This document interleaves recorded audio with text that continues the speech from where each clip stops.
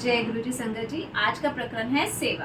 किस तरह से गुरु ने हमें सेवा का महत्व बताया है। एक समय की बात है, पंडित गंगाराम जी थे। वो अनाज की खेती करते थे और वो अनाज ऊँटों पे लाद कर शहर लेके आते थे। शहर लाकर वो बेचते थे। एक समय उनके यहाँ पे बहुत अच्छी फसल हुई, बहुत अच्छी खेती हुई। तो वो शहर लेके आए। शहर में वो पूछते हैं कि मैं अपना अनाज कहाँ पर बेचूं जहाँ पर मुझे अच्छा प्रॉफिट हो जाए। तो गांव वाले कहते हैं, शहर वाले कहते हैं कि तुम ऐसा करो, ये अनाज ना वहाँ जाके बेच दो। वहाँ पे सरोवर की खुदाई चल रही है, वहाँ पे गुरु अर्जुन देव जी सरोवर की खुदाई करवा रहे हैं, तो वहाँ जाके अपना अनाज बेच दो, वहाँ पे तुम्हें अच्छा प्रॉफिट भी हो जाएगा। तो वहाँ पे अपना अनाज सारा ले आता है। वहाँ जाके देखता है कि सरोवर की खुदाई चल रही है और वहाँ पर इतने बड़े बड़े सेठ, इतने बड़े बड़े लोग जिन्होंने गोल्ड की ज्वेलरी तक पहनी हुई है और वहाँ पे वो सरोवर की खुदाई कर रहे हैं। तो वो देख के बड़ा हैरान होता है और दूर से गुरु महाराज जी के दर्शन करता है। फिर वो वहाँ पे रुक जाता है। अपना वो आया तो इसी मकसद था, अपना अनाज बेचने के लिए। तो वहाँ पे वो रुक जाता है, वहाँ पे वो लंगर प्रसाद भी खाता है, वहाँ पे फिर वो सेवा में भी लग जाता है। धीरे धीरे उसके कष्ट कटने लग जाते हैं, उसके अंदर निम्रता आने लग जाती है। एक समय क्या होता है कि अनाज ना वहाँ पे खत्म हो जाता है। सेवादार गुरु महाराज जी के पास जाते हैं और उनसे कहते हैं कि महाराज जी, अनाज ना हमारा सिर्फ रात रात का बचा है, रात रात को लंगर प्रसाद बन पाएगा, सवेरे के लिए अनाज खत्म हो चुका है। तो गुरु महाराज जी कहते हैं कोई बात नहीं, तुम रात का अनाज तो बनाओ, रात का लंगर तो बनाओ।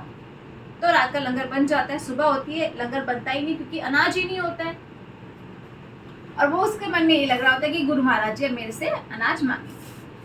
तो फिर वो धीरे धीरे उसके अंदर, जब वो सेवा करने लग जाता है, उसके अंदर निम्रता आ जाती है। तो फिर वो देखता है कि वहाँ पे संगत बिना लंगर करे, बिना कुछ खाए सेवा करे जा रही है। तो उसे वो जाता है सेवादारों के पास। वो सेवादारों से कहता है कि तुम्हें जितना अनाज चाहिए, उतना अनाज, जितनी तुम्हारी जरूरत है उतना अनाज तुम मेरे से ले लो और लंगर बना लो। तो वो कहता है कि हम बिना गुरु की परमिशन के नहीं ले सकते अनाज, हमें गुरु से पूछना पड़ेगा। तो पंडित गंगाराम जी कहते हैं कि ठीक है, आप गुरु से पूछो अपने। तो वो गुरु महाराज जी के पास जाते हैं। तो गुरु महाराज जी तो स्वयं निरंकार हैं, वो तो अंतर्यामी है, वो सब जानते हैं। तो वो कहते हैं कि ठीक है, जितना अनाज तुम्हें, जितनी जरूरत है, पंडित गंगाराम जी से अनाज ले लो, लेकिन उनसे बोलो कि उन्हें इसकी कीमत लेनी पड़ेगी और 1.25 गुना कीमत एक्स्ट्रा लेनी पड़ेगी। हम सेवा नहीं लेंगे इसकी, हम इसकी कीमत देंगे। तो कहता है, पंडित गंगाराम जी कहते हैं कि ठीक है। वो अनाज जितनी उनको जरूरत होती है वो अनाज ले लेते हैं, लंगर प्रसाद बनता है, सेवादार खाते हैं। तो गुरु महाराज जी कहते हैं उससे ये भी बोलना कि मैं इसकी कीमत तुम्हें 1.25 गुना एक्स्ट्रा कीमत दूंगा, लेकिन अभी मेरे पास धन नहीं है। थोड़े समय के बाद लोग अपना दसवन चढ़ाने आएंगे, तब मेरे पास धन आएगा, तब मैं तुम्हें दूंगा। तो पंडित गंगाराम जी कहते हैं कि ठीक है। फिर वो समय आता है, दसवंत लोग आते हैं, अपना दसवंत ले लेके आते हैं, वहाँ गुरु महाराज जी के पास चढ़ाने आते हैं। तो क्या होता है कि वहाँ पे वो गुरु महाराज जी पंडित गंगाराम जी को बुलाते हैं और उनसे बोलते हैं कि तुमने जो अनाज दिया था उसकी कीमत ले लो। तो पंडित गंगाराम जी गुरु अर्जुन देव जी के चरणों में गिर जाते हैं। वो कहते हैं कि महाराज, मुझे धन नहीं चाहिए। तो महाराज जी कहते हैं कि इस तरह से तो तुम्हारा लॉस हो जाएगा, तुम तो यहाँ पे अपना अनाज बेचने के लिए आए थे, अपना प्रॉफिट कमाने के लिए आए थे, इस तरह से तो तुम्हारा लॉस हो जाएगा।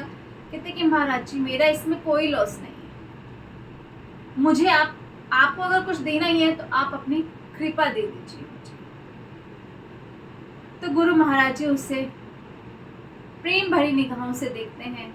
उसके अंदर ही अंदर सिमरन शुरू हो जाता है।